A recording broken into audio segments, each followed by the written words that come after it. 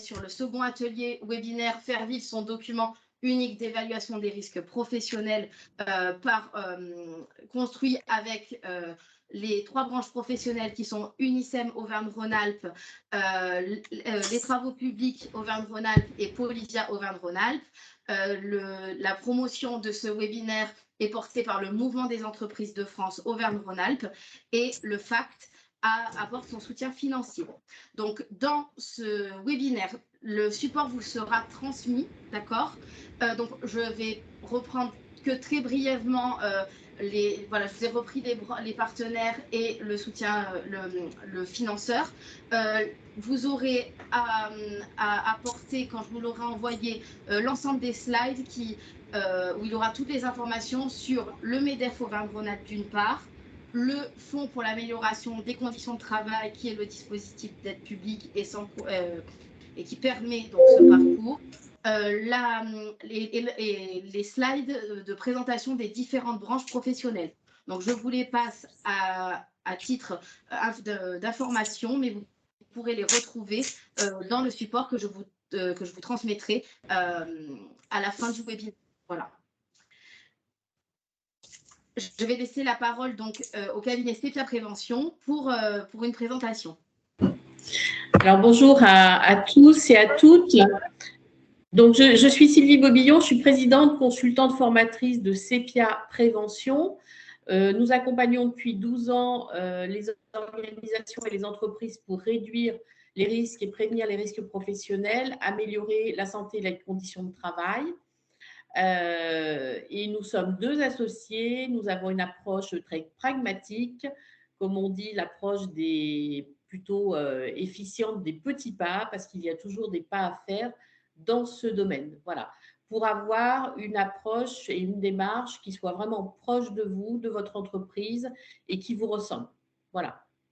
Donc, sur la deuxième diapo, Claire, j'ai simplement mis mes coordonnées, voilà, les mots-clés qui sont importants pour nous.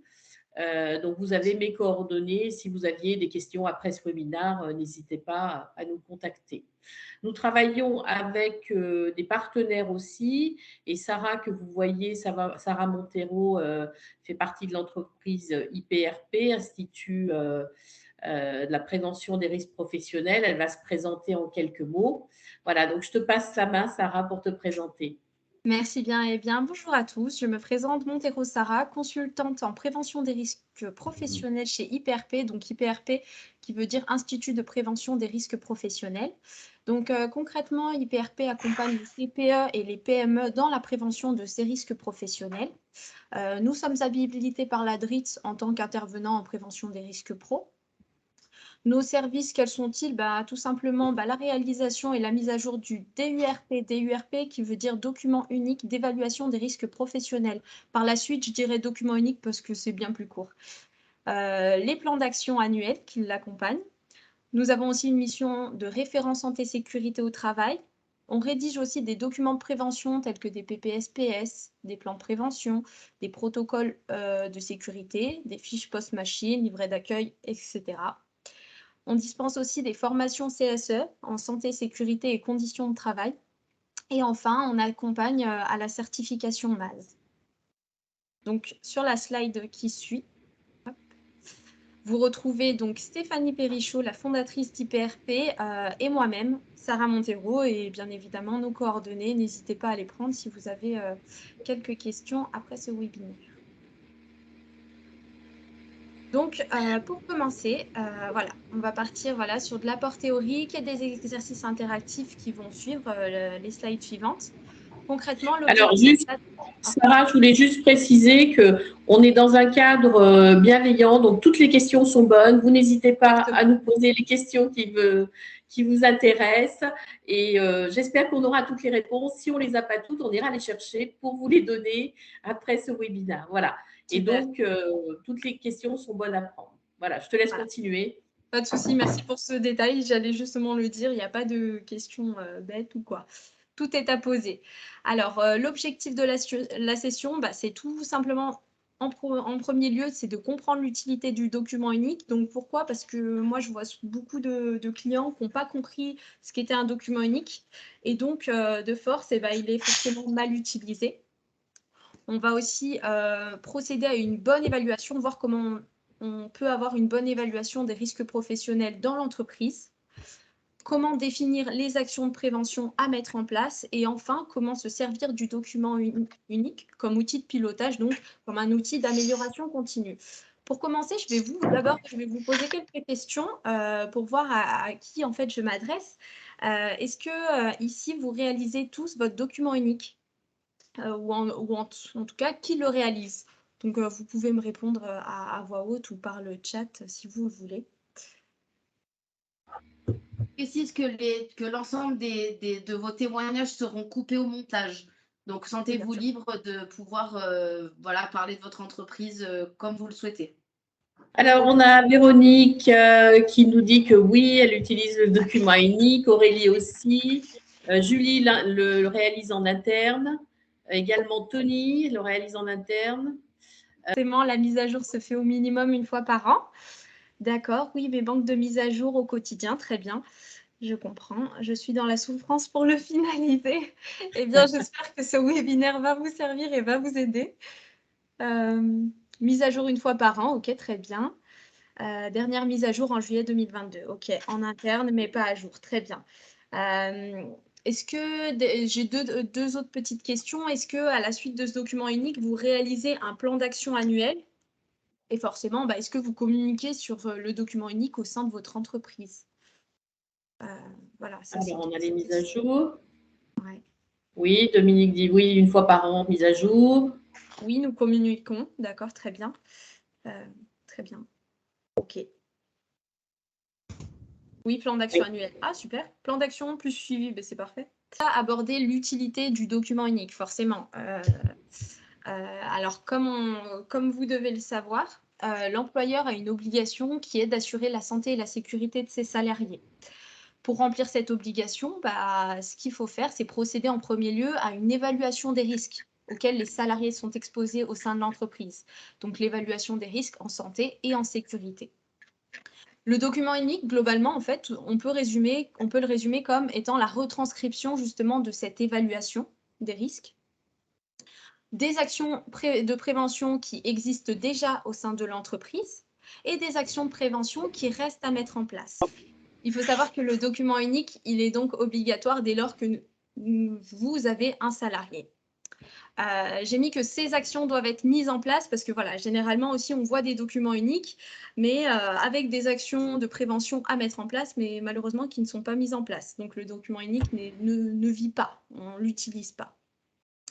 Donc en résumé, on peut partir du principe que le document unique, c'est vraiment le point de départ de la prévention des risques professionnels et surtout un outil de pilotage, un document qu'il va falloir faire vivre pour améliorer toute l'entreprise. Alors, on va passer à l'étape procéder à une bonne évaluation. Pour procéder à une bonne évaluation des risques, il faut connaître et il faut respecter les étapes, bien évidemment, de la réalisation du document unique. La première étant de définir les unités de travail. Donc, les unités de travail, c'est tout simplement, ça peut être une unité de travail peut être définie par un poste, ou autrement, une unité de travail peut être définie par un ensemble de postes qui sont exposés aux mêmes risques au sein de l'entreprise. Donc après, c'est à vous de choisir. Bien évidemment, dans un document unique, il peut y avoir des unités de travail définies par un poste et des unités de travail définies par un ensemble de mêmes risques. Donc, définir les unités de travail, identifier les familles de risques, on le verra plus tard, relever les situations dangereuses, évaluer les risques, identifier les actions préventives mises en place dans l'entreprise, donc les actions préventives déjà existantes, évaluer la maîtrise donc du risque et enfin, définir les priorités d'action. Une question, Sarah, les unités de travail, est-ce que ça peut être un atelier? Tu dis ça peut être un poste? C'est ça, un poste. Ça peut être un poste, en fait, ça peut être géographique au niveau des métiers. Donc, l'atelier, le dépôt, les bureaux peuvent être des unités de travail. Au sein de l'atelier, tous les salariés présents au sein de l'atelier vont faire face aux mêmes risques. Donc, bien évidemment, ça peut être une unité de travail. Super. Donc, je vous ai parlé donc des familles de risques. Là, je vais vous en donner 2-3, tels que le risque de chute de plein pied, le risque de chute de hauteur, le risque routier, le risque lié à la manutention mécanique. Voilà, il y en existe divers. Là, il y en a 18. Il faut savoir que toutes doivent être prises en compte lors de l'élaboration du document unique. Alors là, ça va être la partie, un petit exercice, un peu de participation. Donc là, ce que je vais vous demander, c'est qu'à travers ces 5 images, d'essayer de relever ou en tout cas de me partager les situations dangereuses que vous pouvez évaluer, donc les potentiels risques qui peuvent exister. Bon, le risque électrique. Alors, au téléphone au volant est égal risque routier, très bien. Chimique, électrique, RPS, TMS, routier. OK. Risque de coupure, oui, effectivement. Effectivement. C'est pas la première chose qu'on voit sur la première image, mais c'est un risque bien présent. Le risque routier avec le téléphone au volant, oui. Conduite avec le téléphone, fil électrique poussière, bien évidemment. Risque incendie sur les câbles électriques, très bien. Là, on a un risque électrique, mais qui peut mener à un risque justement d'incendie. Téléphone au volant est un risque, bien évidemment. Risque d'électrocution en bleu, très bien. Pour la photo en rouge, mauvaise posture, donc problème de dos, de cou, oui, effectivement, au niveau des cervicales. Ça va être le risque lié à l'activité donc physique. Très bien. Le port de charge, routier, hop, électrique, chimique, super. Maux de dos, accident de voiture, TMS. TMS en rouge, très bien. Donc pour la plupart, en fait, vous les avez tous trouvés. J'ajouterai une information sur le risque routier. Une statistique qui a été mise en place par la sécurité routière dit que lire un SMS au volant multiplie par 23 le risque d'accident. Oui. Ouais.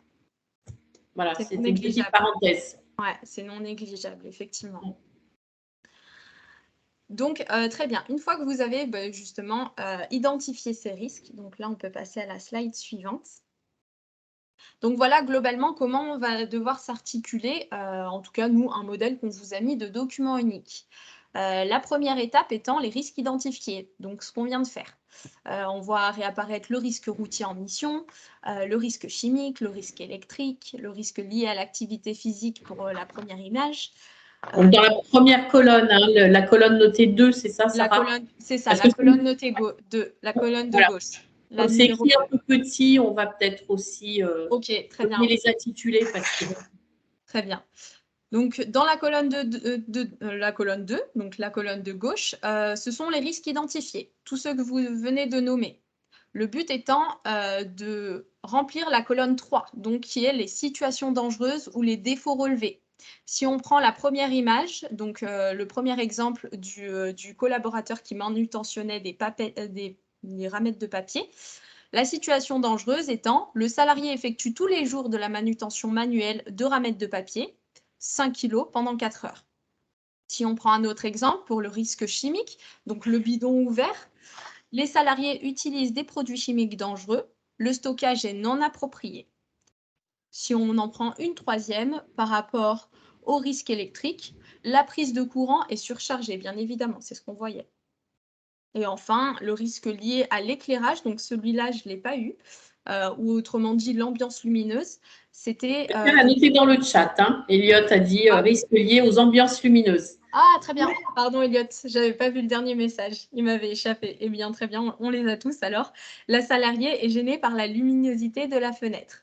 Donc, voilà les 2 premières étapes. Identifier le risque et identifier la situation dangereuse. On va passer à l'étape suivante. Là, je vais deuxième petit exercice. Donc, on parle d'évaluer le risque. Je vais vous donner un cas. Donc, l'entreprise X. Dans l'entreprise X, 2 risques ont été identifiés. Le premier risque mène à la première situation qui a pour conséquence 3 accidents de travail mortels. Le deuxième risque qui amène à la situation 2 engendre 4 accidents de travail bénins plus un accident de travail avec fracture de la jambe. Pour vous, laquelle de ces situations doit être traitée en priorité? Tout à l'heure, certaines personnes me disaient qu'ils avaient du mal à prioriser les actions, les risques. Et bien là, on y travaille. La une. La une, bien évidemment. enfin, moi, quand je le vois comme ça, on se dit la une. Pourquoi? Entre 3 accidents mortels et 4-5 accidents bénins à modérés, forcément, il n'y a pas photo, c'est la une. Sauf que, petit complément d'information sur la slide suivante. Hop. Les informations qu'on a en plus, c'est qu'il nous dit que la situation 1 provient d'un crash d'avion sur le parking de l'entreprise. Et la situation 2 provient du sol de l'atelier qui est poussiéreux et encombré. Donc, à partir de ce moment-là, on peut changer de slide. À partir de ce moment-là, voilà, effectivement, comme c'est écrit, bien évidemment, on va traiter la 2 en première. Donc là, on attaque la partie de comment évaluer le risque. Pour évaluer le risque, on va le pondérer avec la gravité et la fréquence. Pour commencer, la gravité des dommages. Il faut savoir que moi, je vous donne une cotation. Pour mesurer la gravité, cette cotation, elle est propre à chacun. Là, c'est simplement un modèle que je vous donne de 1 à 4. 1 étant une gravité très faible, jusqu'à 4 étant une gravité très grave. La cotation de 1, ça signifie une situation d'inconfort, un accident ou une maladie, mais sans arrêt de travail, donc quelque chose de mineur. Si on note à 2, c'est que là, on est sur un accident ou une maladie qui va amener à un arrêt de travail. Par rapport au 3, ça sera un accident ou une maladie avec incapacité permanente, partielle, voire irréversible. Et enfin, pour le très grave, donc la cotation de 4, là, c'est un accident ou une maladie mortelle, donc comme dans la situation 1. Donc là, ce qu'on va faire dans notre document unique, c'est que, voilà, on a identifié le risque, comme on l'a vu, en première colonne. En deuxième colonne, on a identifié la situation dangereuse. Donc là, pour le crash d'avion, le risque étant autre risque. La situation dangereuse, le passage d'avion plusieurs fois par jour en phase de décollage au-dessus de l'entreprise. Là, on va coter une gravité à 4, parce que justement, on l'a vu que ça pouvait amener à un accident mortel. Pour le risque de chute de plein pied, la situation dangereuse est que le salarié se déplace dans l'atelier sur un sol glissant. Eh bien, la gravité est simplement de 2, parce que ça peut nous emmener à un accident avec arrêt de travail. Mais ça ne va pas non plus nous emmener sur... normalement, pas vers un accident mortel. Donc, voilà comment on cote la gravité. Est-ce qu'il vous arrive parfois d'avoir des difficultés à évaluer la gravité? Et si vous avez des exemples à nous donner où vous avez eu une difficulté pour coter la gravité, ou est-ce que vous avez des exemples? Parce que déjà, est-ce que vous utilisez forcément une cotation qui sera à peu près similaire à celle-ci, ou c'est quelque chose de plus étendu? Il y a des cotations qui vont au-delà de 4, bien évidemment. En fait, il n'y a pas de règle, Sarah, sur la cotation. C'est-à-dire chacun, oui. Fait comme il veut. C'est vrai que la cotation jusqu'à 4 est simple. Oui, sauf sur accident avec heurt, oui, sur machine ou autre, effectivement. Alors, on a sauf sur accident avec heurt sur machine ou autre. Ok, très bien. Nous avons une cotation similaire. Nous utilisons presque le même document. Bien sûr. Ok. Donc, cotation similaire plutôt, effectivement. D'accord, très bien. Eh bien, on peut poursuivre. Donc, voilà pour la gravité. Une fois qu'on a coté la gravité, ce qu'on va faire, c'est évaluer aussi la fréquence. La fréquence donc d'exposition des salariés à ce danger. La fréquence, toujours pareil, je suis partie sur une cotation de 1 à 4 et je le répète, c'est propre à chacun. 1 étant une fréquence occasionnelle, c'est-à-dire moins de 30 minutes par jour, moins de 1 jour par mois, allant jusqu'à 4, donc permanente, une fréquence, une exposition permanente, c'est-à-dire au-delà de 6 heures par jour. Donc quasiment, le salarié est exposé à ce danger quasiment toute la journée, au-delà de 15 jours par mois. Et entre, nous avons l'intermittente, qui représente de 30 à 1 heure par jour, et la fréquente de 2 à 6 heures par jour.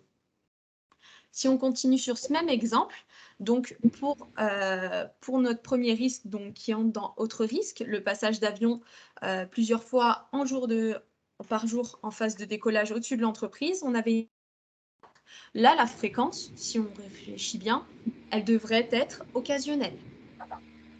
Donc voilà, le crash d'avion devrait être occasionnel, je l'espère bien. Donc on le cote à 1.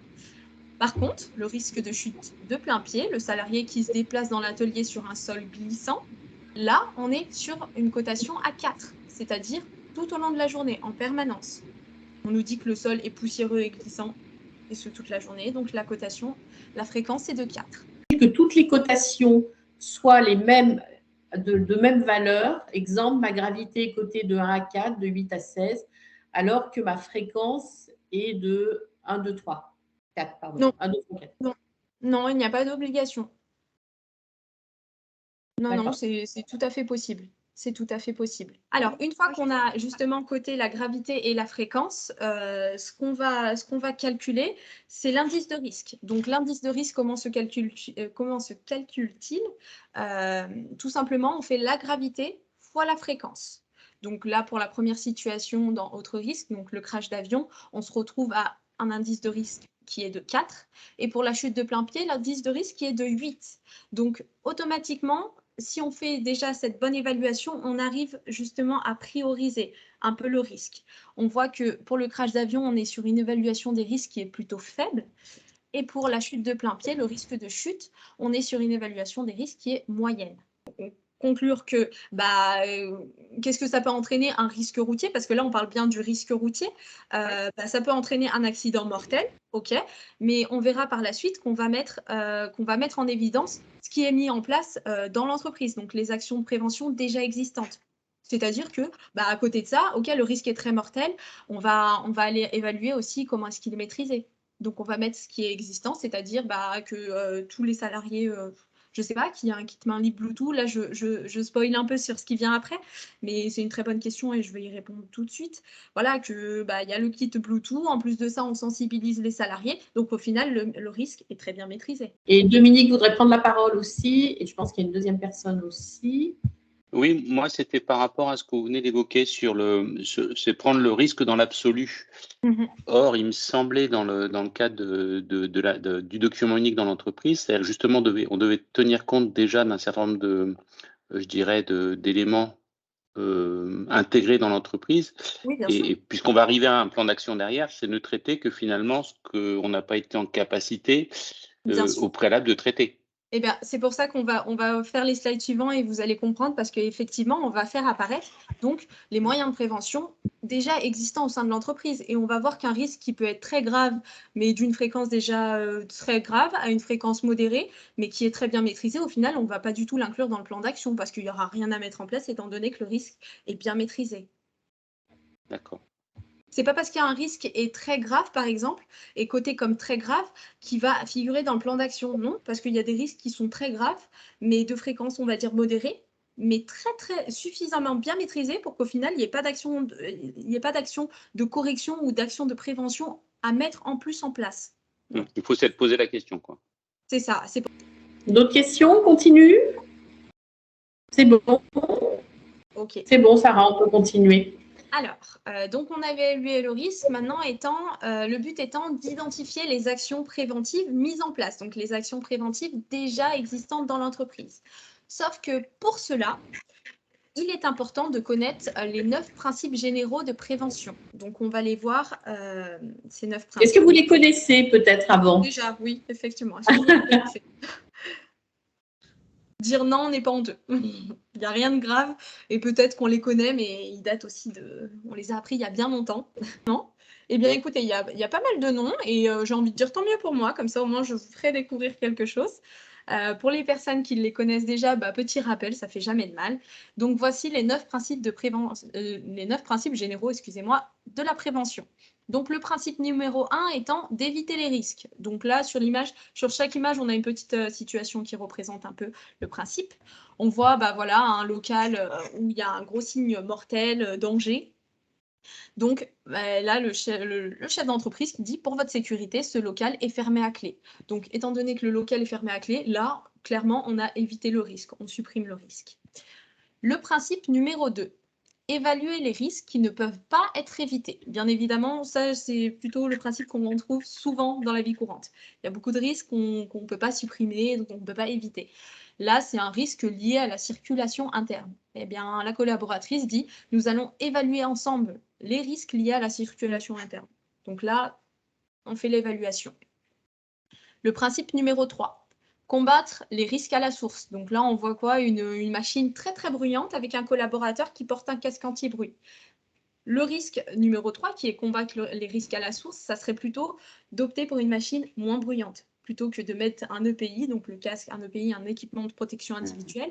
Au lieu de mettre un casque anti-bruit, on va déjà opter pour une machine moins bruyante. Le principe numéro 4, qui est adapter le travail à l'homme et non pas l'homme au travail. Là, je pense que l'image parle d'elle-même, elle n'a pas franchement besoin d'explication. Le principe numéro 5 étant de tenir compte de l'état d'évolution de la technique. Ça, c'est très important et c'est bien de s'en rappeler au quotidien. Bien évidemment, quand c'est faisable, parce que là, je parle comme ça, mais des fois, au niveau budgétisation, c'est juste pas possible. Mais pour un investissement, il est toujours bien d'aller checker un peu où est-ce qu'on en est au niveau de l'évolution de la technique. Là, typiquement, on voit un collaborateur qui porte à la poulie. C'est pas top, donc forcément pour les TMS et tout ce qui s'ensuit. Et on voit à côté de ça, en fait, la solution, si on suit le principe, un palonnier, voilà. Donc, qui nous permet de soulever sans se faire mal au dos. Donc, on tient compte de l'état d'évolution de la technique. Pour le principe numéro 6, remplacer ce qui est dangereux. Donc là, on voit des produits chimiques qui sont dangereux. Comme on le sait, le risque chimique, il est souvent bien présent, et ce, quasiment dans toutes les entreprises, quasiment. Et c'est un risque qu'on ne peut pas supprimer parce qu'on ne peut pas se dispenser d'utiliser les produits chimiques. Mais ce qu'on peut faire, ça va être de réduire le risque. Donc, on va remplacer les produits chimiques dangereux par des produits moins dangereux, forcément. Si c'est possible, bien évidemment. Donc, voilà pour le principe numéro 6. Principe numéro 7, tout simplement, planifier la prévention. Voilà, planifier la prévention, se faire un calendrier, attribuer des acteurs, suivre cette prévention. Par rapport au principe numéro 8, prendre des mesures de protection collective. Et je dirais même prendre des mesures de protection collective avant les mesures de protection individuelle, tout simplement. Principe numéro 9 et le dernier, donner des instructions appropriées aux salariés. Donc ça, déjà, ça veut dire communiquer. Et des instructions appropriées aux salariés, là, c'est voici quelques instructions concernant les gestes et postures. On va aller sensibiliser les salariés sur des risques qui les concernent, sur un risque qui les concerne, et on va communiquer sur ce risque et les sensibiliser, par exemple, pour le port des EPI. Voilà, pour qu'ils puissent comprendre pourquoi il faut les porter. Et tout ce qui s'ensuit, dispenser des formations, et ça on verra plus tard quelles actions on peut mener sur cette communication. Donc voici les 9 principes généraux de prévention. Donc sur la slide suivante, hop, vous les retrouvez tous les uns à la suite des autres. Du principe numéro 1 jusqu'au numéro 7, on estime qu'on est dans de la prévention. Le principe numéro 8, donc prendre des mesures de protection collective en leur donnant la priorité sur les mesures de protection individuelle. Là, on est plutôt dans la protection. Et enfin, on est dans de la formation et de l'information pour le dernier principe qui est donner les instructions appropriées aux travailleurs. Donc, pour ceux qui ne connaissaient pas ces 9 principes généraux de prévention, qui sont pour moi primordiales pour repérer justement toutes les actions de prévention qui sont déjà existantes au sein de l'entreprise. Moi, je pars du principe que dans toutes les entreprises, à chaque fois que je fais un document unique, il y a toujours des choses qui sont faites. Voilà. Souvent, on me dit « Ah, il n'y a rien de fait ». Si, il y a toujours des choses qui sont faites, sauf que vous ne le savez juste pas. Et quand on ne le sait pas, justement, c'est parce qu'on ne connaît pas encore ces 9 principes généraux de prévention. Une fois qu'on les connaît, on se dit « Ah oui, effectivement, je fais des choses sans le savoir ». Donc, voilà pour ce petit résumé. Vous avez des questions? Oui, si vous avez des questions, n'hésitez pas, bien évidemment. Je regarde un peu dans le chat, je vois qu'il n'y a pas de questions, mais même à l'oral, n'hésitez pas. Et j'espère au moins que ça vous a servi, ce petit rappel. Bien évidemment, vous le retrouverez sur le support pour l'utiliser. Eh bien, s'il n'y a pas de questions, on va continuer. Moi j'ai une question, c'est est-ce que les gens sont très volontaires pour participer au DURP? Est-ce qu'il y a des freins, des réticences dans certaines entreprises pour cela? Alors, juste Sylvie, quand tu dis les gens, Oui. tu parles de qui? Les collaborateurs. Ah, les collaborateurs pour participer à l'élaboration du document unique? À l'élaboration, oui. Moi, dans les situations que j'ai pu rencontrer, bien évidemment, on ne va pas demander aux salariés, par exemple, de l'atelier de faire le document unique. Ce n'est pas son rôle à lui. Non. Par contre, il peut y participer tout simplement en étant en collaboration avec nous lorsqu'on étudie, justement, lorsqu'on va évaluer ce risque. Pour moi, il semble évident que pour évaluer les risques présents au sein de l'atelier, il faut aller à la rencontre des collaborateurs. Donc, on va échanger avec eux sur leurs pratiques, sur comment est-ce qu'ils pratiquent leur métier, les tâches qui les incombent, et voilà ce qui leur paraît aussi, eux, déjà dangereux au quotidien. Est-ce qu'il y a des situations dangereuses qui ne peuvent pas éviter? Et là, on va essayer de chercher avec eux des solutions. Et dans la recherche de solutions, j'ai jamais vu de collaborateur ne pas vouloir justement participer à ça. Parce que c'est, comme je le dirai à la fin, justement, c'est les meilleurs acteurs pour trouver des solutions, de prévention, des solutions correctives, étant donné que c'est eux qui sont sur le terrain et qui ont cette tâche quotidienne. Dominique, il y a une question. Oui, c'était plutôt une réaction. Il faut peut-être toutefois être prudent de ne pas arriver dans des situations de frustration. Exactement. Parce qu'on peut mettre en évidence parfois des risques qui sont récurrents et qui ne sont pas obligatoirement graves, et pour lesquels on n'a pas de solution immédiate. Exactement. Parce qu'elles nécessitent parfois des investissements, des choses comme ça. Je pense que ça demande peut-être une petite précaution avant d'y aller la fleur au fusil pour pas créer peut-être des tensions plus qu'il ne pourrait y en avoir. Enfin, moi, c'est un petit conseil que je peux donner, je pense. Exactement. Vous avez avancé mes propos qui seraient venus plus tard. C'est ça. Voilà. Je parlais bien évidemment de travailler en collaboration, de leur demander de proposer limite des idées. Mais attention, ça, c'est à prendre avec des pincettes, exactement comme l'a dit Dominique, il me semble. Parce que des fois, il y a des actions qu'on ne peut juste pas mettre en place. Au niveau financier, c'est trop cher. Non, on ne va pas aller leur demander de nous trouver une solution si derrière, c'est pour ne pas la mettre en place. Ça, c'est vous mettre en porte-à-faux et c'est limite pouvoir créer des tensions et des frustrations, comme il l'a dit. Effectivement, donc voilà. On peut demander participation, tout simplement. C'est un exemple que je voulais prendre plus tard, mais ce n'est pas grave. On parle des EPI. Les EPI, on veut que les collaborateurs les portent. Donc pour ça, déjà, il faut leur expliquer pourquoi est-ce qu'il faut porter des EPI, parce que je pense qu'aucun être humain ne fait quelque chose sans en comprendre le sens. Donc une fois qu'ils ont compris le sens, ce qu'on peut faire par contre, c'est de travailler avec eux en collaboration dans le choix des EPI. Moi, j'ai déjà eu des entreprises où l'employeur ou les responsables a commandé des EPI sans l'avis, en fait, tout simplement des collaborateurs. Et au final, il s'est retrouvé avec une centaine de pays sur le dos parce que personne ne les mettait. Typiquement les chaussures, parce qu'elles étaient inconfortables, parce qu'elles n'étaient pas adaptées. Et voilà. Typiquement, là, pour éviter justement les dépassements de budget et on va dire le gaspillage entre guillemets d'argent, là, c'est pas mal de travailler en collaboration avec les collaborateurs. Alors, j'ai un exemple, moi, dans un labo où il n'y avait pas les gens ne portaient pas les collaborateurs ne portaient pas de chaussures de sécurité. Oui. Ça a été très compliqué d'intégrer cela. Donc, on a laissé quelques semaines pour qu'ils les portent quelques heures dans la journée et pas toute la journée. Et surtout, ce qui a fait basculer, c'est vraiment ce qu'on appelle l'effet modèle dans notre jargon. C'est-à-dire que l'assistante de direction, le dirigeant portaient leurs chaussures de sécurité, même s'ils ne passaient pas toute la journée dans le labo. Mais en tout cas, ils y allaient, ils avaient les chaussures de sécu. Parce que c'est très, très compliqué d'imposer, parce que c'est quelque part, on impose à un moment donné pour la sécurité, et de ne pas montrer qu'on a nos chaussures de sécurité quand on va dans le lieu qui est dangereux. Donc ça, ce côté effet modèle est à mon avis déterminant, quel que soit le métier pratiqué.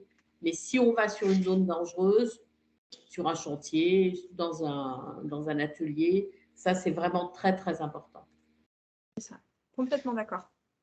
Complètement d'accord. Donc voilà pour les 9 principes généraux de prévention. Donc là, on passe à l'étape identifier donc les actions préventives, donc les actions préventives déjà existantes au sein de l'entreprise. Pour ça, ce qu'il faut faire, c'est un état des lieux sur terrain, tout simplement. Donc là, on reprend notre même modèle de document unique, où on a en colonne numéro 2, donc la première colonne, c'est écrit 2, mais c'est la première, qui sont les risques identifiés, les situations dangereuses, en deuxième colonne, notre cotation du risque, gravité, fréquence, indice de risque. Enfin, l'évaluation des risques, qui est acceptable, faible, moyen, significatif. Et là, on va mettre les actions de prévention existantes. Donc, on va prendre quelques exemples des 5 premières images qu'on a déjà vues. Si on prend le risque lié à l'activité physique, donc je le rappelle, c'était un collaborateur qui portait des ramettes de papier. Là, on a coté le risque en gravité 2, en fréquence 3, donc un indice de risque 6, ce qui nous fait un risque plutôt faible. En action de prévention existante, il y a une formation gestes et postures qui est dispensée dans l'entreprise. Donc voilà, on sensibilise sur les bons gestes et postures à adopter.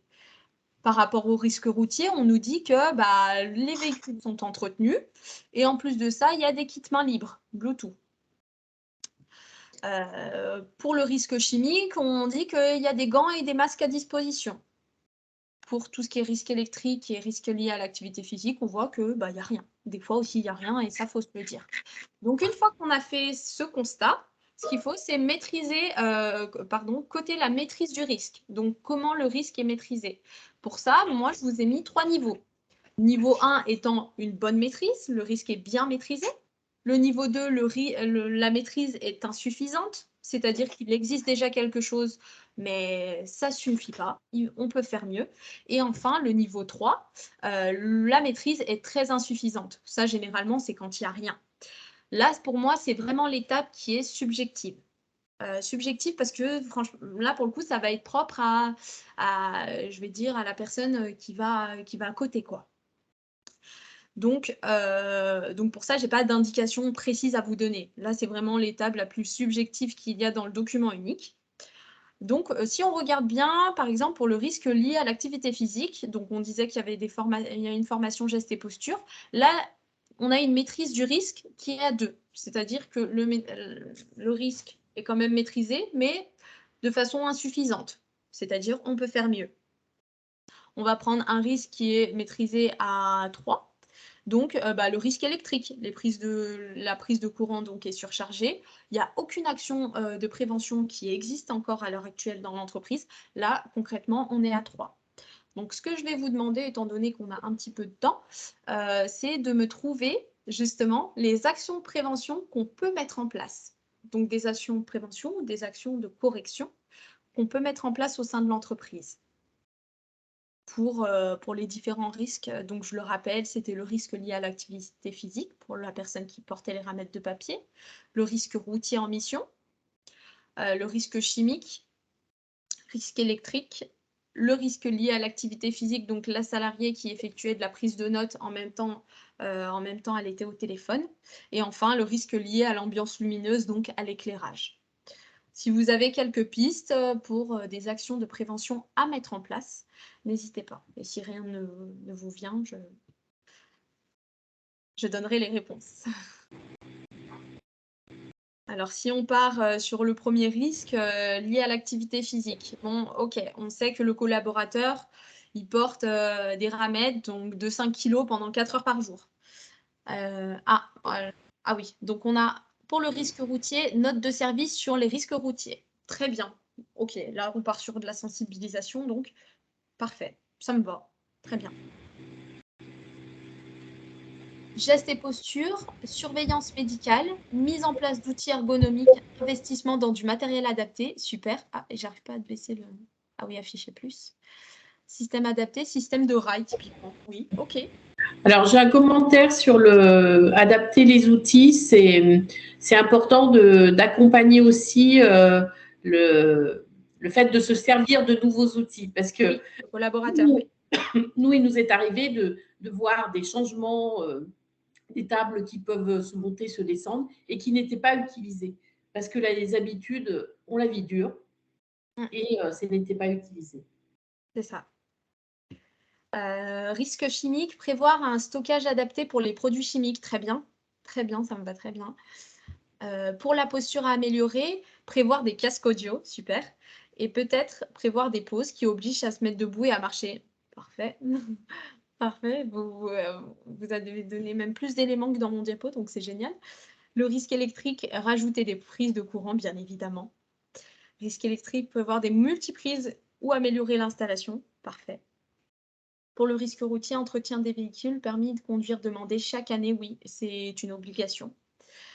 Sensibilisation avec gendarme, par exemple. Très bien. Une sensibilisation, ça marche toujours. OK.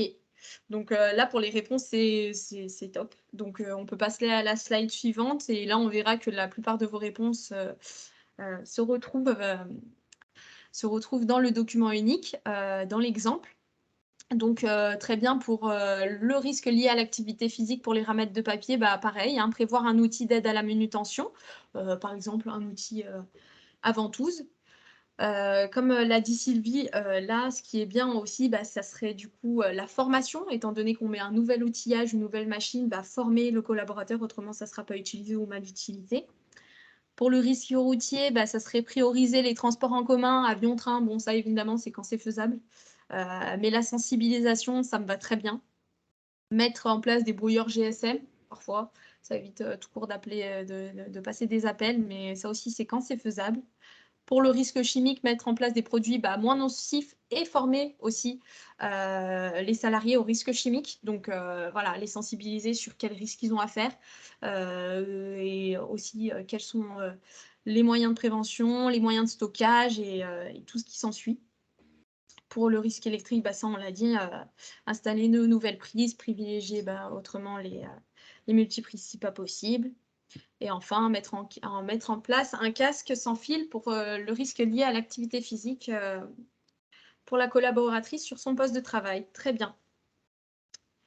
Donc voilà, une fois que c'est fait, on a trouvé donc les actions de prévention à mettre en place. Donc là, ce qu'il va falloir faire, c'est tout simplement de prioriser ces actions.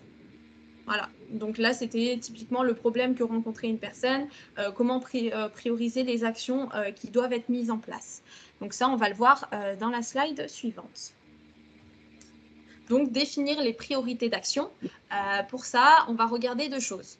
L'évaluation du risque, donc comment est-ce qu'on l'a évalué? Est-ce que c'était un risque significatif, moyen ou faible, acceptable?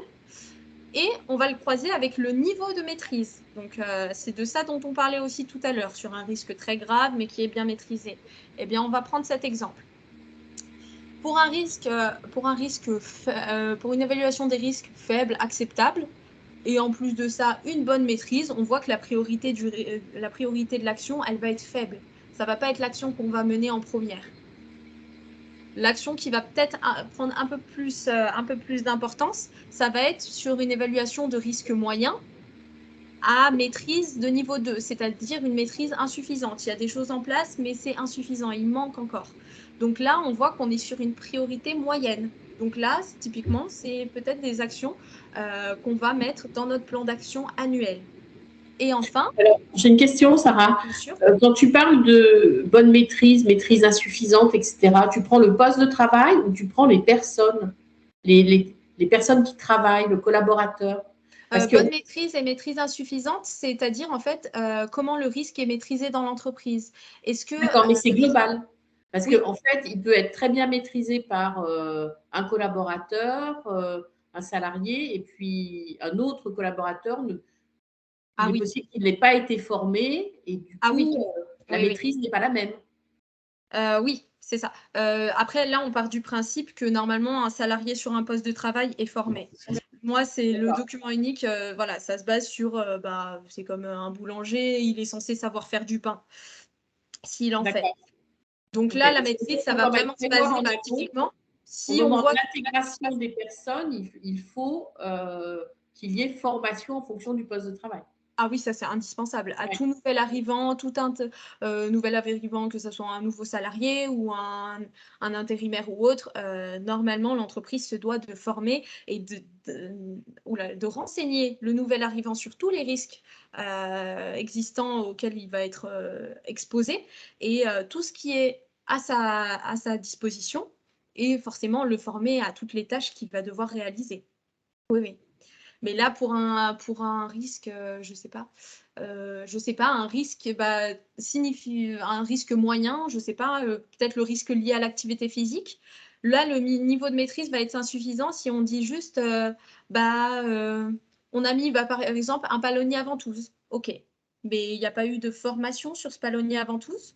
On n'a pas sensibilisé les salariés sur le risque qui était présent, donc le risque de TMS. On ne les a pas sensibilisés sur les bons gestes et postures. Donc là, on estime que la maîtrise du risque, elle est insuffisante. Donc on la cote à 2. Donc typiquement, les actions qui vont être à mettre en place, qui est la sensibilisation, l'information, les choses comme ça, on va les prioriser comme moyennes. Voilà. Elles vont avoir une place dans le plan d'action annuel. Et enfin, pour un risque significatif, avec une maîtrise très insuffisante, bien évidemment, les actions de prévention à mettre en place prennent la priorité maximale. Donc là, je vais vous montrer comment apparaît du coup ceci dans un plan d'action. Donc, définir les priorités d'action. Là, je vous ai mis un exemple de plan d'action. Je vous en mettrai un autre derrière, un plan d'action que nous utilisons. Là, pour un plan d'action, il faut savoir qu'il faut une personne chargée de l'action. Si on ne met personne, l'action, elle ne se fera jamais. Il faut une date de prise de décision, un délai de mise en œuvre. Pareil, si on ne se met pas de délai, si on se dit oui, bon, on a l'année, bien souvent, ça ne se fait pas. Il faut mettre une date de réalisation désirée, c'est mieux. Ça permet aussi de classer. Bien évidemment, le coût de l'action, parce que toutes les actions ne sont pas... certaines actions sont onéreuses et c'est à prendre en compte. Et enfin, réaliser ça c'est plus pour le suivi, la traçabilité. Une fois qu'on a réalisé l'action, on note la date. Donc là, c'est pour le suivi des actions. Maintenant, on va voir comment tout ça s'incorpore dans le plan d'action, le document unique, excusez-moi, type Excel. Donc, concrètement, par unité de travail, on se retrouve avec ça. Donc, je reprends nos risques identifiés en première colonne, les situations dangereuses, la cotation et l'évaluation des risques, les actions de prévention déjà existantes dans l'entreprise, comment notre risque est maîtrisé. En fonction de la maîtrise, les actions de prévention à mettre en place, qui sont priorisées, bien évidemment.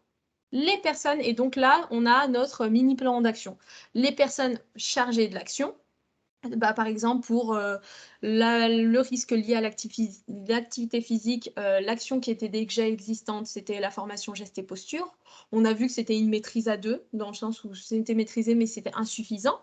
L'action de prévention à mettre en place, donc pour améliorer et mieux maîtriser ce risque, ça serait de prévoir un outil d'aide à la manutention et, comme on l'a dit, une formation en plus de ça, chose qui n'est pas écrite. Donc là, on le priorise, une priorité moyenne. Et enfin, personne à charge de ces actions, on a mis le responsable des ressources humaines. La date de prise de décision, 1er février. Et le délai de mise en œuvre, on se laisse 3 mois, par exemple. Si on prend un autre risque, le risque électrique, la prise de courant qui était surchargée, on a vu qu'il n'y avait aucune action de prévention existante. On a coté la maîtrise à 3, c'est-à-dire très insuffisante. Concrètement, il n'y avait rien. L'action de prévention à mettre en place, on a dit qu'il faut faire installer de nouvelles prises de courant. Et là, c'est une priorité qui est là, au-dessus. Ça va être notre priorité maximale. La personne en charge de l'action, on a mis le chef d'entreprise. Voilà comment ça va s'articuler dans votre document unique, pour ceux qui ont un document unique un peu semblable. Sauf qu'il faut savoir que le plan d'action, bien souvent, et j'ai vu quelques commentaires comme ça en début de webinaire, on me dit oui, mais le plan d'action, on n'arrive pas à le mettre en place, on n'arrive pas à le suivre, concrètement, il n'est pas utilisable, on ne l'utilise pas. Là, ce problème, il faut savoir qu'un plan d'action, il faut qu'il soit concis, clair, pour qu'il soit utilisable. C'est pour ça que nous, on va passer à la slide suivante. Nous prenons ce modèle de plan d'action. Ce que nous faisons, c'est que ce que vous avez vu juste avant, toutes les actions à mener avec les personnes à charge, ce qu'on fait, c'est qu'on l'extrait du document unique pour se retrouver avec un seul et même plan d'action qui tient sur 1, voire 2 ou 3 pages maximum. Il ne faut pas que ça soit un plan d'action beaucoup trop long non plus pour qu'on puisse s'y tenir. Donc là, nous, qu'est-ce qu'on met ? On fait réapparaître le risque concerné, les actions à mettre en place. On va en prendre une au hasard. Donc, avoir un registre, donc pour le risque incendie, avoir un registre de sécurité. donc ce qui est juste obligatoire. Stocker les produits inflammables, là c'était l'acétone notamment, dans un endroit approprié. OK. Donc on a mis l'action qui était à mettre en place, l'action qui doit être réalisée. Ce qu'on fait par la suite, c'est la date de réalisation désirée. On a mis une date. Voilà, c'est pas obligatoire de s'y tenir, mais c'est mieux. Comme ça, on sait, on se donne des délais, on se donne un objectif. La personne en charge de la réalisation, à savoir qu'un plan d'action doit être suivi par exemple, 1 ou 2 personnes maximales. Mais ce n'est pas parce qu'il est suivi par une seule personne que toutes les actions doivent être réalisées par la même personne. Attention, c'est très très bien de déléguer, d'impliquer plusieurs personnes. Ça, c'est bien. Mais par contre, c'est une et même personne qui doit suivre la réalisation de ce plan d'action. Donc là, on attribue une personne à charge de la réalisation de la tâche. Et nous, ce qu'on met en plus, c'est des moyens de réalisation. Concrètement, c'est OK, je sais que j'ai cette action à mettre en place, mais comment est-ce que je fais? Et là, pour avoir un registre de sécurité, c'est tout simplement demander le registre au prestataire incendie. Pour le stockage des produits chimiques inflammables, dans un endroit approprié, là, ça va être stocker les produits inflammables loin de toute source de chaleur et idéalement dans une armoire ignifugée et sur des bacs de rétention. Pareil, on fait figurer le coût de l'action, l'état d'avancement, donc ça c'est une chose qu'on rajoute. Voilà, on peut marquer qu'une action est faite à 100%, à 50%. Au moins, ça vous guide un peu dans la réalisation de tâches. Et enfin, la date de réalisation effective. Une fois que la tâche est faite, on note. Comme ça nous permet une traçabilité et un meilleur suivi. Donc, est-ce que dans vos entreprises, le plan d'action et les différentes tâches sont distribuées ou c'est une seule personne qui est en charge de cela? Comment ça se fait généralement? Vous arrivez à déléguer un peu les tâches où c'est la personne qui fait le document unique se charge aussi de mettre en place toutes les tâches qui apparaissent dans le plan d'action. Est-ce que vous arrivez à impliquer aussi vos collaborateurs? Ou alors, si vous êtes là aussi, c'est parce que le DURP, c'est un outil compliqué à mettre en œuvre. Là, on a... Alors, il y a Cécile qui dit partager entre maintenance, RH, HSE. Marion qui dit que c'est difficile de déléguer. Pourquoi? Moi, j'aime toujours savoir. Alors, c'est difficile parce que personne ne veut ou parce que juste la réalisation, l'action à mettre en place, elle n'est pas... elle vous revient tout simplement, je ne sais pas. Action dispatchée au niveau des pilotes de processus, d'accord, très bien. Une seule personne qui le suit, mais les pilotes sont différents. OK, ça c'est ce qu'il faut. Voilà. Pour moi, ça c'est l'idéal. C'est une seule personne qui suit le plan d'action, mais on dispatche les actions à mettre en place. On délègue. Intervenir. Oui, moi c'était une réflexion parce que je vois, on a beaucoup de commentaires où on a déjà des structures qui sont quand même assez hiérarchisées. Le sujet, c'est quand on est dans des toutes petites entreprises, et je sais que j'en ai certaines qui sont de notre côté, qui sont autour de l'écran. C'est un exercice là pour le coup qui tourne autour de très peu de personnes. Ce qui fait qu'à mon avis, il faut essayer, dans la mesure du possible, d'impliquer un peu tous les maillons de la chaîne, parce que sinon, on se retrouve vite seul à devoir porter le document. Mais c'est vrai qu'il faut passer d'une culture qui n'est pas toujours très participative, parce que c'est pas dans les cultures de ces structures-là. Très souvent, c'était assez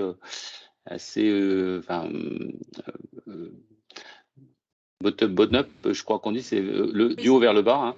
Ouais. Et là, il faut modifier un petit peu sa façon de travailler pour que chacun sache qu'il a une petite partie de responsabilité dans la réalisation du plan d'action.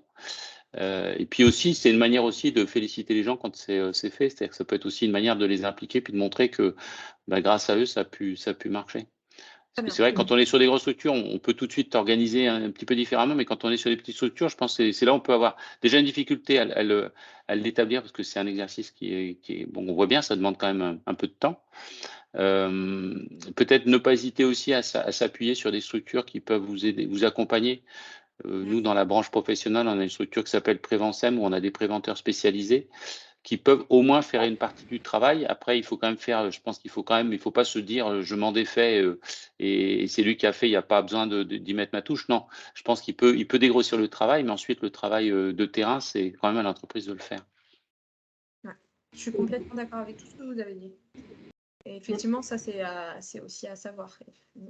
Souvent dans les structures, comme vous l'avez dit, le fait de déléguer des tâches n'est pas aussi n'est pas aussi banalisé que dans les grandes structures, c'est vrai. Eh bien, justement, Marion nous dit compliqué car les délais ne sont jamais respectés, d'accord. Et les collaborateurs ont du mal à intégrer que la qualité, sécurité et l'environnement fait aussi partie de leur mission, effectivement. Ça, c'est un problème aussi qu'on peut retrouver. C'est vrai qu'on a souvent, dans les grandes entreprises, et voire même les moyennes entreprises, lorsqu'il y a un poste de QSE ou de HSE, on a tendance à un peu à lui dire tout ça, c'est ton boulot, quoi, et pas le nôtre. Mais le but là étant comme le disait Dominique, de sensibiliser et un peu de faire comprendre à chacun qu'il en va aussi de leur responsabilité, bien évidemment. Voilà, ça aussi, c'est ce que je vous disais, hein. Souvent, on fait plein de choses et on s'en rend pas compte. On s'en rend compte que quand on se pose vraiment pour faire la réalisation de ce document unique. Mais effectivement, quand on est seul, c'est pas évident. C'est pas évident, d'autant plus quand il y a beaucoup de choses à faire. Le but étant, c'est vraiment de sensibiliser les autres déjà sur ce qu'est le document unique, parce que le document unique, c'est une personne qui le fait, mais c'est pour la sécurité de tous dans l'entreprise. Donc, c'est pas mal qu'ils comprennent que peuvent aussi participer, et ce, à leur échelle, bien évidemment, quand c'est nécessaire. Donc là, je vous ai mis l'exemple d'un plan d'action annuel. On va passer à la suite, qui sont les éléments clés pour faire vivre le document unique et justement s'en servir comme outil de pilotage. Donc, pour ça, c'est un peu de la redite. Ce qu'il faut, c'est désigner un responsable de l'action. Là, on le redit, impliquer les salariés, et je sais que ce n'est pas évident, et définir une date butoir de réalisation. Donc Marion, bien évidemment, moi je le vois de partout, généralement on met une date butoir, mais ce n'est pas respecté. Après, le but, c'est pas que ça soit pas respecté pour toutes les actions, parce que là, effectivement, le plan d'action n'avance pas, en fait. Il faut contrôler la mise en place des actions, donc en fait, concrètement, il faut un référent pour réaliser ce contrôle, donc pour suivre.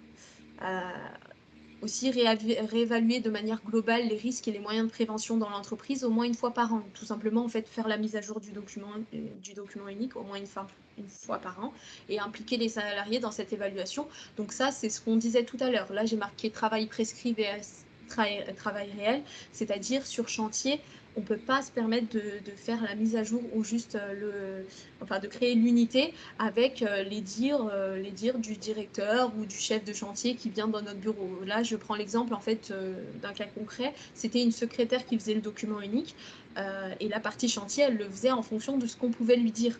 Non, là, comment bien faire un document unique, c'est de se déplacer, d'aller sur chantier, d'observer et de parler avec les collaborateurs. Et bien évidemment aussi d'être compétent pour le faire. Et enfin, communiquer sur le document unique et son plan d'action auprès du CSE. Là, j'ai mis un petit schéma planifié, réalisé. Hop, je ne vois pas trop, mais c'est contrôler et améliorer. Voilà. Ça, c'est vraiment le but en fait du document unique avec son plan d'action. C'est quand il y a un CSE, bien évidemment, sur de toutes petites structures, c'est auprès de l'ensemble du personnel. Voilà. Pour sensibiliser tout le monde sur le sujet SST. C'est ça. Je pense aussi que on voit souvent le document unique comme quelque chose d'insurmontable. Voilà, c'est un gros boulot, ça on ne peut pas le nier, mais aussi d'impliquer les managers, le RH, les collaborateurs, le CSE. C'est aussi se sentir moins seul ou de moins subir cette solitude face au document unique. Plus vous allez créer du dialogue social autour de ce document, plus vous serez conforté en fait aussi également dans la qualité, la conformité de ce document-là. Je pense que ça, c'est essentiel et c'est le but aussi de cette action et du message qu'on délivre aujourd'hui. Là, j'ai mis des exemples d'actions qu'on peut mener. Je vais passer brièvement parce que le temps avance. C'était tout simplement les exemples d'actions que vous pouvez mettre en place, c'est réaliser des réunions en santé-sécurité, réaliser des quarts d'heure sécurité, donc sensibiliser les salariés aux risques que vous avez identifiés, aux moyens de prévention qui sont à leur disposition. Et c'est là où on peut en profiter justement pour reparler brièvement et expliquer le document unique. Pour ce type d'action-là, typiquement, je pense que ce qui est important c'est d'être pédagogue. D'avoir cette capacité à savoir expliquer, à savoir transmettre à son interlocuteur. Si on prend d'autres D'autres, impliquer les salariés. Voilà, on disait que oui, c'est difficile et on ne sait pas trop quand et comment on peut les impliquer. Typiquement, moi, un exemple qui se fait beaucoup en entreprise, c'est d'impliquer les salariés pour réaliser un grand tri, un grand rangement dans le dépôt pendant toute une journée, suite aux risques qu'on a pu identifier, par exemple, de chute de plein pied, chute d'objets, parce que le dépôt, il est mal rangé, c'est mal stocké. Et le fait de les impliquer, déjà, ça leur fait comprendre quels risques ils sont exposés. Ça permet aussi de conserver ce rangement. L'organisation, étant donné que c'est eux qui vont participer à cette organisation, ils la comprennent et ils vont la respecter. Là, j'ai mis d'expliquer les raisons et les objectifs de ce rangement. Voilà, c'est ce que je disais tout à l'heure. On va expliquer que les charges lourdes, on va les mettre à hauteur d'homme, on va limiter le stockage en hauteur, on va dégager les allées pour éviter les chutes de plein pied. Donc, voilà comment impliquer les salariés. Impliquer les salariés en étudiant de manière collaborative la mise en place d'un nouvel équipement. Donc ça, c'est ce qu'on disait tout à l'heure tous ensemble. C'est valable pour des machines, mais aussi pour les EPI, justement, le choix des EPI. Établir des fiches de poste machine conjointement, bien évidemment, avec les opérateurs. Donc là, je parle d'une tâche qui peut être donnée, par exemple, au chef d'atelier, au QSE, j'en sais rien. Ça, typiquement, là, vous n'allez pas la déléguer au salarié lui-même, mais là, vous pouvez travailler avec lui, étant donné que c'est lui qui connaît sa machine et qui y travaille tous les jours. C'est avec lui que vous pouvez la réaliser. Réaliser des exercices d'évacuation d'incendie et sensibiliser sur ce risque. Voilà des types d'exemples d'actions. J'ai mis etc. parce que il y en a des tonnes. Alors là, c'est la question. Qui peut réaliser votre document unique et ses mises à jour? Il faut savoir que le document unique doit être réalisé par un salarié compétent. Seul un salarié compétent, donc formé, peut établir un document unique. Si ce n'est pas le cas, il faut garder en tête que l'insuffisance du document unique et donc sa nullité, elle pourra être retenue en cas d'accident du travail. Voilà, si c'est un salarié qui n'est pas compétent, donc qui n'a pas été formé. Pour l'établir, le document unique, il devra réaliser au moins une fois par an un audit de terrain, échanger avec les collaborateurs, donc ça c'est des choses qu'on a déjà dit, les collaborateurs bien évidemment des différents services, rédiger donc le document unique, le plan d'action annuel et le restituer donc au moins aux dirigeants et au CSE s'il existe. Voilà, ce qu'on peut peut-être préciser, Sarah, c'est que de toute façon, alors moi je considère que le document unique est un investissement parce que ça réduit les risques au travail. Donc c'est quand même un investissement, mais ça a un coût, qu'il soit fait en interne ou en externe. C'est ça. Donc en interne, évidemment, ça dépend qui le fait, à quel rythme, le temps estimé, si la personne est compétente ou pas, donc si elle doit se former, etc. Et on va dire que le faire à l'extérieur, alors évidemment que ça dépend des structures, mais globalement, on n'a absolument rien avant 700 € pour les toutes petites boîtes et ça peut monter jusqu'à 1500, 3000 en fonction évidemment de l'importance de l'entreprise et des risques identifiés. Mais de toute façon, c'est quand même un coût et on a l'impression que parfois on fait des économies parce qu'on le fait en interne, mais si on calcule tout, c'est pas évident qu'on en fasse vraiment. Voilà. Donc moi, je voulais juste préciser ça, que chacun prenne bien en compte voilà, le coût d'un document unique, mais aussi son investissement pour faire évoluer et pour intégrer la culture de la prévention. Bien sûr. Alors là, on a une question d'Aurélie très intéressante. Comment vous définissez un salarié compétent pour le faire? La réponse un peu rapide que j'ai envie de donner, si un salarié est compétent, il le sait. C'est-à-dire qu'un salarié, il est compétent dès lors qu'il a été formé justement à la réalisation du document unique. Si la formation n'a pas été dispensée, c'est qu'il n'est pas jugé, et là je parle au niveau de la loi, comme compétent. Je pense qu'il y a une bonne connaissance aussi de l'entreprise qui est importante, des différents postes de travail, des sites.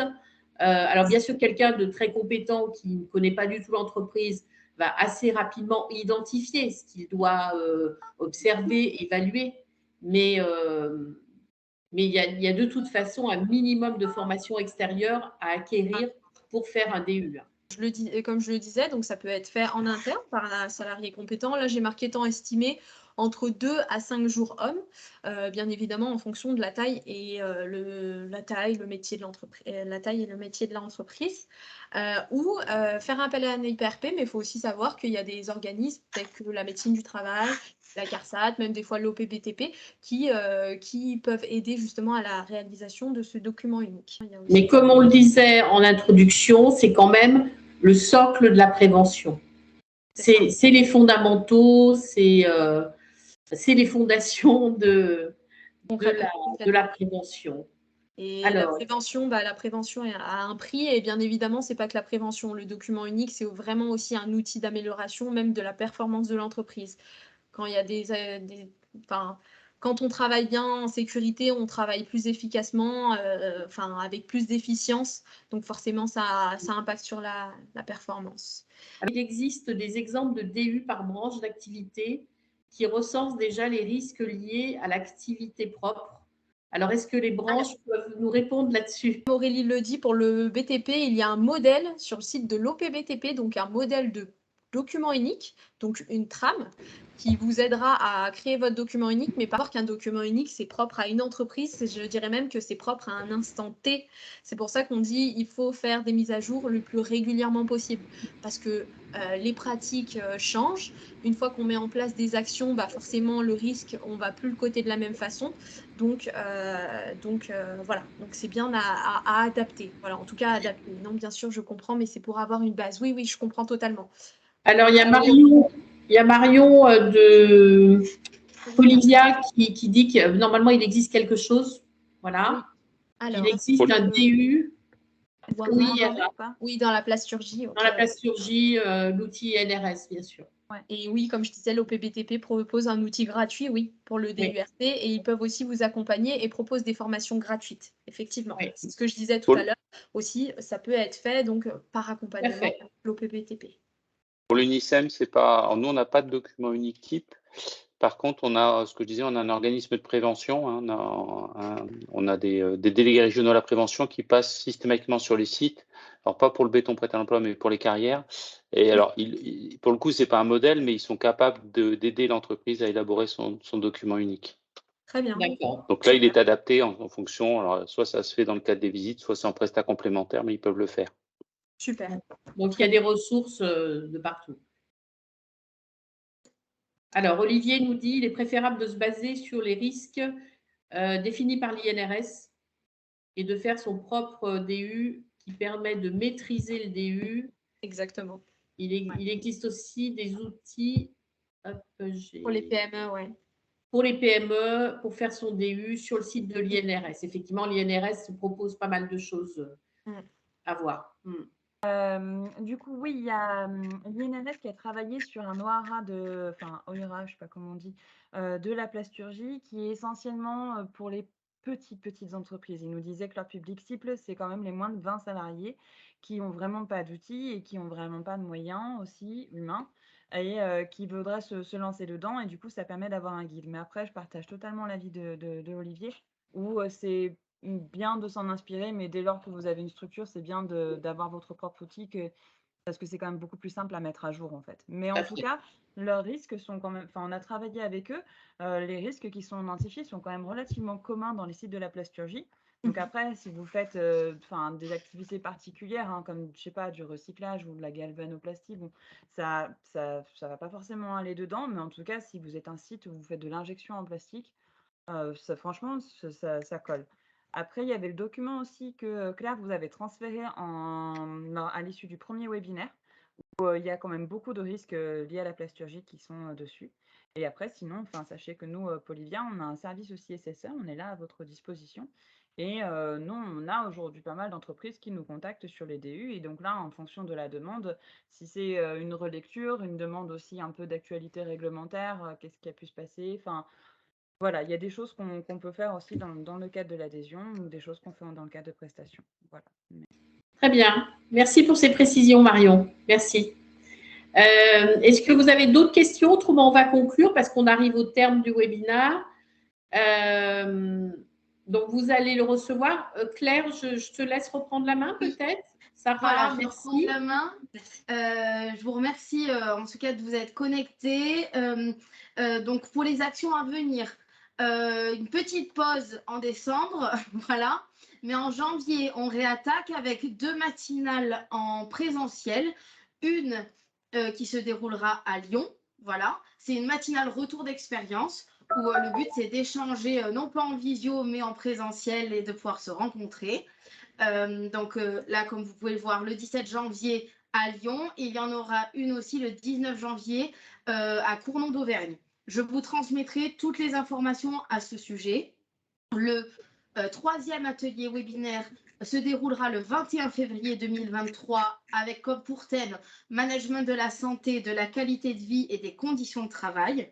Et enfin, les 3 derniers webinaires qui seront spécifiques à chacune des branches, mais vous pouvez assister aux 3 webinaires. Il aura pour thème outils de management, santé, sécurité au travail, trucs et astuces. Et donc, ça sera le 14 mars, le 21 mars et le 4 avril.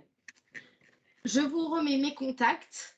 Vous pouvez me contacter si vous avez voilà, besoin d'informations, une question. Je vous donne aussi les contacts également. Je vous transmettrai les contacts donc, de nos branches partenaires. Donc, je répète, FRTP avec Delphine Corréard, adjointe au secrétaire général. L'UNICEF, donc Margot Mégelin, chargée de mission, et on a aussi Dominique Delorme qui était présent, secrétaire général d'UNICEF Aura. Et pour Polivia, donc Simon Gourgaud qui est le délégué régional et Marion Fisclin qui est avec nous également, conseiller en santé, sécurité, environnement et chef de projet économie circulaire. Je remercie encore une fois FACT, le Fonds pour l'amélioration des conditions de travail, le réseau Anactaract, nos 2 consultantes, le cabinet Sepia Prévention, reste à votre disposition. Et voilà, le webinaire a été enregistré et sera diffusé en replay donc sur la chaîne du Mouvement des entreprises de France Auvergne-Rhône-Alpes.